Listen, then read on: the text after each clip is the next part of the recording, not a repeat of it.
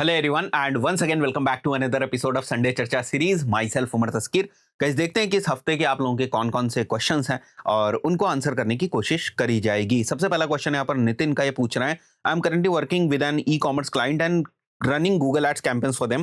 The average CPC is below $0.20, but the client specifically wants the daily CPC to remain strictly under 0.20. मतलब client ये चाहता है कि हमेशा उसकी जो CPC है, एवरेज डेली CPC, वो $0.20 से नीचे बनी रहे and it should not exceed it. Is it possible to achieve this in Performance Max and shopping campaigns? I know we can set a maximum CPC in search campaigns, but in this case I change the bid strategy to maximise clicks. देखिए ये चीज सोचना थोड़ा सा problematic है और इस type की अप्रोच जो है वो रखनी भी नहीं चाहिए कि भाई हम सीपीसी को कंट्रोल करने की कोशिश करें या हम इंप्रेशंस को कंट्रोल करने की कोशिश करें या हम सीटीआर को जो है वो कंट्रोल करने की कोशिश करें। आपका जो मेन फोकस है ना, वो आपका मेन फोकस होना चाहिए सीपीए के ऊपर या फिर रोएस के ऊपर, राइट। फॉर एग्जांपल आपका प्रॉफिटेबल रोएस जो है वो 4 का रोएस है, तो आप 4 के रोएस को टारगेट करने की कोशिश करें इररिस्पेक्टिव ऑफ द फैक्ट कि सीपीसी क्या आ रही है। अगर आप इसको कंट्रोल करने की कोशिश करेंगे तो फिर आप यहां पर जो चीजें हैं उसको कंट्रोल नहीं कर पाएंगे। एक और एग्जांपल से मैं आपको समझाने की कोशिश करता हूं। मान के चलते हैं, थोड़ा राउंड फिगर नंबर जो है वो ले लेते हैं। मान के चलते हैं कि आपकी जो सीपीसी है वो $1 है, राइट, और 10 क्लिक्स के बाद आपकी एक सेल हो जाती है। केवल कुछ नंबर्स हैं, आपको समझाने के पॉइंट ऑफ व्यू से रियलिस्टिक नंबर्स मत मान लीजिएगा, बट एग्जांपल के तौर पे आप समझने की कोशिश करिए।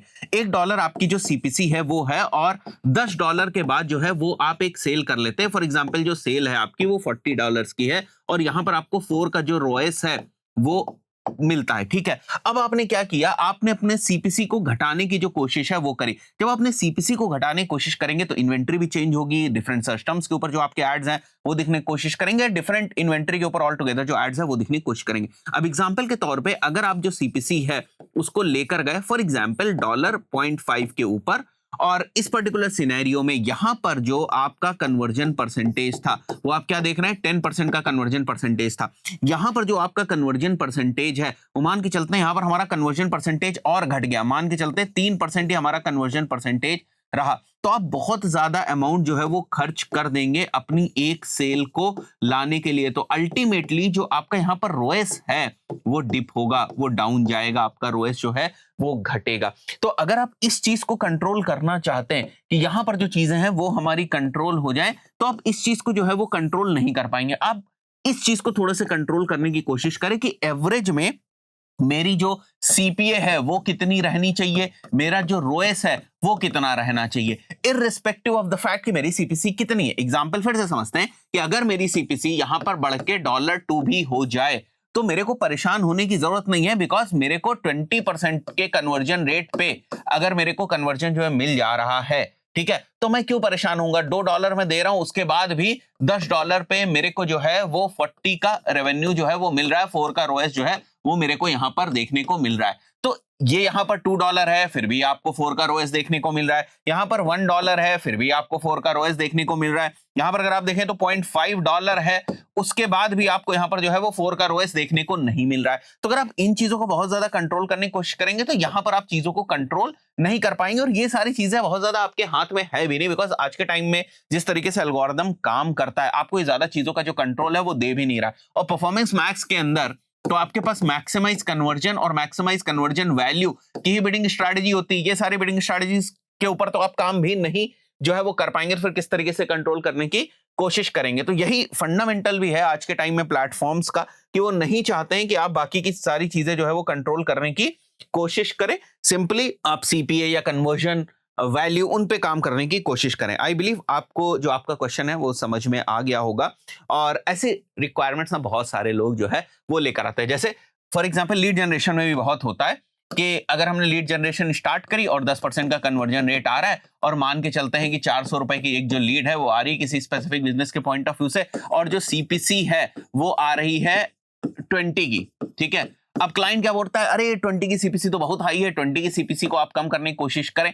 अब जब 20 की सीपीसी आप कम करने जाते हैं तो भले लीड उतनी आ जाए बट लीड की क्वालिटी उतनी ज्यादा नहीं रहती। तो ये सारी सिचुएशंस रहती हैं। तो यहां पर ना फोकस करके हमें कहां पर फोकस करना है, यहां पर कि ये जो चीज है ये हमारे लिए इंपॉर्टेंट है या नहीं। अगर यहाँ पर 5 लीड के बाद हम एक कन्वर्जन कर दे रहे हैं और हमारी जो एक्विजिशन की कॉस्ट है किसी भी सर्विस के पॉइंट ऑफ व्यू से 2000 रुपीज हमारी एक्विजिशन की कॉस्ट आ रही है, अगर हमारी 400 की लीड आ रही है और 5 लीड्स के बाद हम कन्वर्जन कर दे रहे हैं, तो ये चीज हमारे लिए प्रॉफिटेबल है या नहीं है। अगर ये चीज हमारे लिए ठीक है तो इससे कोई मतलब नहीं है, 20 हो चाहे 200 हो चाहे 400, उससे हमें क्या मतलब। हम तो इसके लिए जो है वो काम कर रहे हैं ना, इसके लिए एड्स रन कर रहे हैं, हम इसके लिए एड्स थोड़ी ना रन कर रहे हैं। सीपीसी आपकी कभी मेन केपीआई थोड़ी ना है, आपकी मेन केपीआई लीड्स है, क्वालिटी लीड्स है और कन्वर्जन परसेंटेज है और आपका बिजनेस कितने का बना, वो मेन केपीआई है। आई बिलीव आपको आपके क्वेश्चन का आंसर मिल गया होगा और थोड़ा सा मैंने डिटेल में समझा दिया, दूसरे लोगों को भी इससे मदद जो है वो मिल जाएगी। आगे बढ़ते हैं। संकेत का क्वेश्चन है, hello sir, I have 3 years of experience in performance marketing, primarily focused on lead generation. Now I am looking to transition into D2C space and would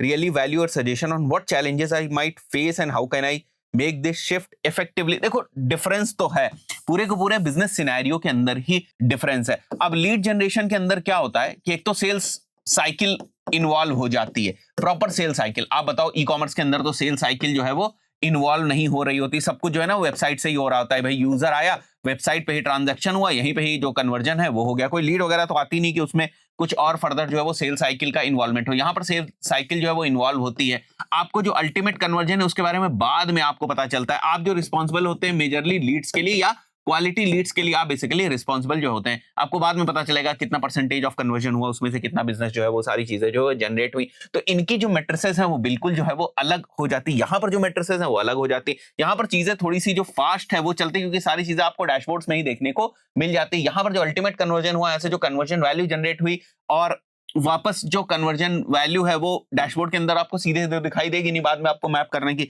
जरूरत पड़ती है। यहाँ पर आप शॉपिफाई के ऊपर ट्रैफिक भेज रहे हैं, एड्स रन कर रहे हैं, तुरंत का तुरंत आपको पता चल जाएगा कि आपने 1000 रुपए खर्च किए, 3000 रुपए की आपकी सेल आई, 3 का जो रोएस है वो आपका बना हुआ है, इतना आपका जो कन्वर्जन परसेंटेज है वो है, कौन से क्रिएटिव्स चले कौन से क्रिएटिव्स नहीं चले, ये सारी चीजें आपको यहीं पर क्लियर हो जाती। इसके अलावा कि हमारा जो ब्रेक इवन रोएस है, right, no profit no loss का हमारा जो रोएस है कितना है और उसके हिसाब से हमारी स्ट्रैटेजीज वगैरह है या नहीं है। पता चला आपने रोएस से बहुत नीचे जो है वो सेल कर रहे हैं, अगर कर भी रहे हैं तो वो जस्टिफाइड है या नहीं, स्केल कर रहे हैं कि आप किस स्टेज पे है ब्रांड, तो ये सारी चीजों की जरूरत होती है। कुल मिलाकर मैं कहने की कोशिश करूं तो अगर आप D2C स्पेस के अंदर जो है वो एड्स को रन कर रहे हैं तो D2C बिजनेस के जो फंडामेंटल्स हैं, जो उनकी मैथ्स हैं, वो आपको बहुत ज्यादा जो क्लियर है वो होनी चाहिए, राइट। आगे बढ़ते हैं हम लोग और थर्ड क्वेश्चन लेते हैं। Hello sir, I am working on Shopify SEO of one of my friend, I see a lot of page indexing issues listed there, are these critical for ranking and how do I fix these? These are 1000 plus pages हैं आपके, that has 404 error, okay. और when I see the details of it, there are URLs with variant size currency that are coming in the issue। अच्छा देखो ये क्या होता है, by default जो Shopify वेरिएंट साइज वगैरह के पेजेस बना देता है वो इंडेक्स हो जाते हैं। थोड़ा सा आपको इंटरनली इसको हैंडल करने की जरूरत है, जिसको डायनेमिक पैरामीटर्स हम लोग बोलते हैं। उन डायनेमिक पैरामीटर्स को आप हैंडल करेंगे तो ये प्रॉब्लम आपकी सॉल्व हो जाएगी। ये चीज जनरली जो है वो होनी नहीं चाहिए थी, ठीक है। और बाकी रीडायरेक्शंस वगैरह करके आपको सॉल्व करनी पड़ेगी।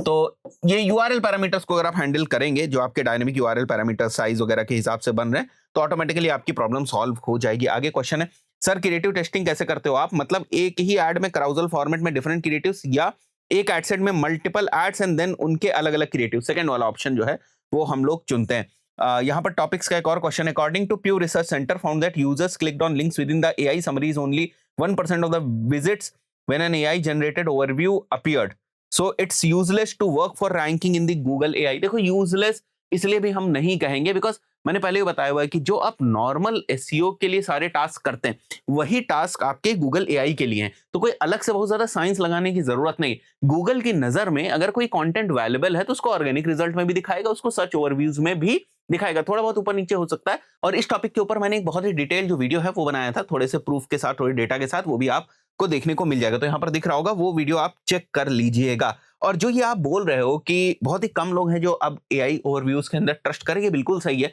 मैंने बहुत सारी रिसर्च जो है वो पढ़ी हुई है, बहुत ही कम लोग हैं जो AI ओवरव्यूज के रिजल्ट्स के बेसिस पे इंटरैक्शंस जो है वो कर रहे हैं या वहीं से बहुत सारी चीजों को देखने की कोशिश करें। अभी भी लोग ऑर्गेनिक रिजल्ट्स की तरफ जो है वो जा रहे हैं। नेक्स्ट यहाँ पर सभा का क्वेश्चन है, कोई भी वर्क हो उसमें अगर AI है तो हर वर्क की ट्यूटोरियल सबको मिल जा रही है यूट्यूब पर, और whatever like automation, chatbot, IVR and landing page, many things. And जब एज अ फ्रीलांसर मैं जाती हूँ और उन्हें बताती हूँ कि मैं ये कर दूंगी, बट उधर से रिस्पॉन्स आता है कि ये तो हम भी कर लेंगे खुद, देखो ये चीज हमेशा से चली आ रही है। अब मैं भी अगर आपसे बात करूं और ये बोलूं कि भाई आप अगर मेरे पास थंबनेल डिजाइन करने के लिए आया हो, मैं बोलूं ये तो काम मैं भी कर दूंगा, फिर आप बोलो नहीं मैं वीडियो भी एडिट कर लेती हूं, मैं भी बोलूं ये काम तो मैं भी कर लूंगा, फिर आप बोलो मैं एसईओ भी कर लेती हूं, मैं कहूं ये काम भी मैं ही कर लूंगा।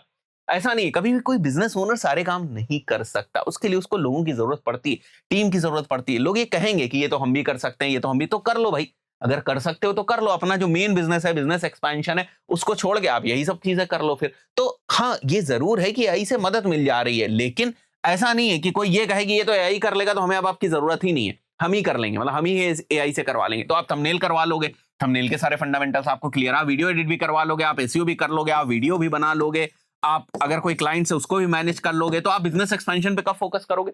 तो यही गलती बहुत सारे फाउंडर्स करते भी हैं कि उनको अपने बिजनेस के ऊपर काम करने की जरूरत है, बिजनेस को ग्रो करने की जरूरत है, और वो इन टाइप के टास्क के ऊपर लग जाते हैं जो बेसिकली आउटसोर्स किए जा सकते हैं या दूसरे से जो है वो करवाए जा सकते हैं। आई बिलीव आपको ये चीज समझ में आई होगी, और कहने में कोई बुराई नहीं है, लोग तो कह ही देंगे अरे ये काम तो आने वाले टाइम में एआई कर देगा। तो आज कैसे होगा भैया ये काम? आज के लिए तो लोगों की जरूरत है, आने वाला टाइम तब की तब देखी जाएगी। फाइन, अब लोग ये भी कह सकते हैं उमर सर अपना एआई अवतार बना लीजिए, आपको कहां जरूरत है वीडियो शूट करने की रेगुलर बेसिस के ऊपर, और एआई अवतार आप बना लेंगे, वो वीडियोस जो है वो चली जाएंगी डायरेक्टली जो है वो यूट्यूब के ऊपर, लोग देख लेंगे। नहीं होगा ना मेरे भाई, मुझे जो नॉलेज चाहिए, मैं जो पढ़ के रिसर्च करके चीजें बनाता हूं, वो तो मैं खत्म हो जाएगी। अगर एआई ही सारा काम करने लगेगा तो फिर मैं उसमें क्या करूंगा, मैं कैसे रिसर्च करूंगा? तो ये कहना आसान होता है कि ये हो जाएगा, ये हो जाएगा, ये हो जाएगा। आज के टाइम में प्रैक्टिकल लेवल पर उनमें से कितनी चीजें एप्लीकेबल हैं वो समझना भी जरूरी है, तो इसमें परेशान होने की जरूरत नहीं है, ठीक है? कोई कुछ भी बोल सकता है। इसके बाद एक और क्वेश्चन यहाँ पर, सर जैसे मैं हॉस्पिटल के लिए लीड जनरेशन करना चाहता हूँ, मुझे ओनली क्वालिफाइड लीड्स देनी होंगी या फिर मुझे अपने पास से सेल्स स्टाफ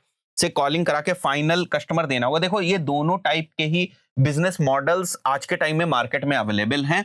अगर आप लीड जनरेशन के बिजनेस में जाना चाहते हैं और डिफरेंट डिफरेंट बिजनेसेस के लिए लीड जनरेशन जो है वो करना चाहते हैं, तो आपके पास दोनों ऑप्शंस जो हैं वो अवेलेबल रहते हैं कि आप उनके लिए जो है लीड्स जनरेट करें और उसके बाद उनकी जो टीम है वही सारी चीजें करें। ऐसे भी ऑप्शंस होते हैं जहां पर आप लीड जनरेट करें, आप लीड्स को क्वालिफाई करके जो क्वालिफाइड लीड्स हैं वो उनको सेल करने की कोशिश करें। तो यहां पर बहुत सारे लोग एड लीड्स की कॉस्ट के बेसिस पर भी जो है वो चार्ज करते हैं कि भैया मैं आपको क्वालिफाइड लीड जो है वो 1500 रुपए की प्रोवाइड करूंगा। यहां पर बहुत सारे लोग ऐसे हैं कि जितनी भी लीड्स हम जनरेट करेंगे उसको कॉस्ट के हिसाब से कि 200 रुपए की या 100 रुपए की एक लीड जो है वो हम आपको प्रोवाइड करेंगे, या फिर मंथली रिटेनर के बेसिस पर जो एजेंसीज हैं वो चार्ज करती है। डिफरेंट डिफरेंट टाइप्स के जो बिजनेस मॉडल्स हैं वो अवेलेबल है, रेवेन्यू मॉडल्स जो हैं वो अवेलेबल है। तो जो भी आपको कंफर्टेबल लगे उसके ऊपर आप काम कर सकते हैं। अच्छा, बिजनेस ओनर तो यही चाहेगा कि उसको सारा मसाला जो है वो क्लियर होकर ही मिले।